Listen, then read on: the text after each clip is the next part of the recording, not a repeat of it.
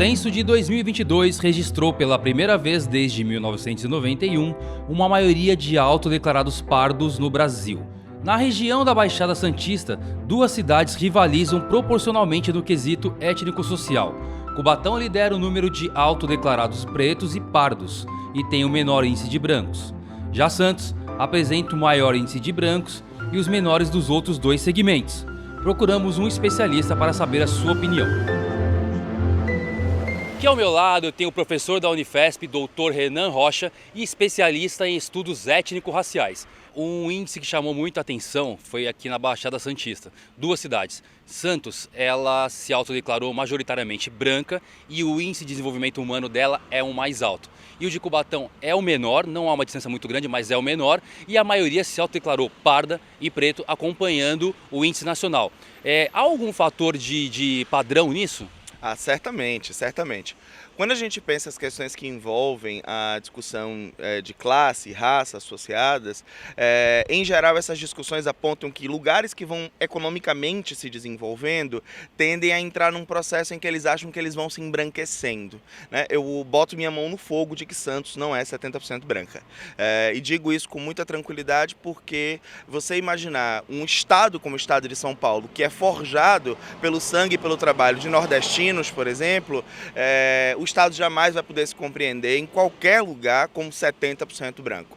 O que ocorre é exatamente o processo em que as cidades vão se desenvolvendo e elas vão produzindo um movimento inverso do que a gente falava, que é elas vão se compreendendo cada vez menos negras na medida em que elas vão se tornando cada vez mais ricas. Diversos fatores contribuíram para esse resultado. Em grande medida a gente pode apostar que essa alteração numérica, sobretudo, ela tem uma relação direta com o avanço das políticas públicas afirmativas, né?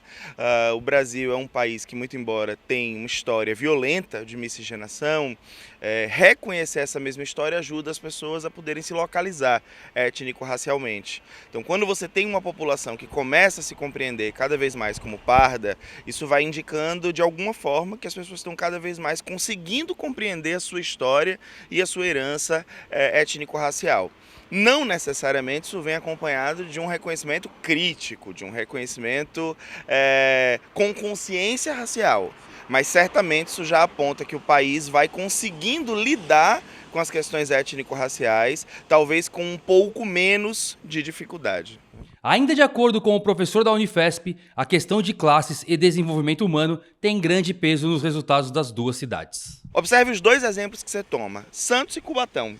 Quando a gente pensa Santos, a gente está pensando numa cidade que tem uma maior urbanização, um maior investimento nas questões que envolvem turismo, você tem uma região de zona nobre muito maior, enquanto que Cubatão é uma cidade de trabalhadores, industriários, uma cidade constituída por gente que sobrevive diretamente do trabalho na base, no solo, no chão de fábrica. Então o que é que vai acontecer? O trabalhador ele vai ter muito mais facilidade de saber que ele não é branco, que ele não está no lugar de detentor de privilégios, de detentor de vantagens, enquanto que aqueles que conseguem ascender um pouco são convidados, tranquilamente convidados, a se afastarem cada vez mais do que os faz se compreender como pessoas negras, porque ao negro, a princípio, a sociedade não compreende a capacidade de ascensão social. Então, acho que nesse sentido, a gente tem a aprender com Cubatão, de que o quanto mais a gente compreende a nossa herança racial, mais a gente é capaz de compreender a nossa história, a nossa cultura e o que é que a gente precisa produzir para produzir efetivo desenvolvimento social aqui na Baixada e em qualquer outro lugar.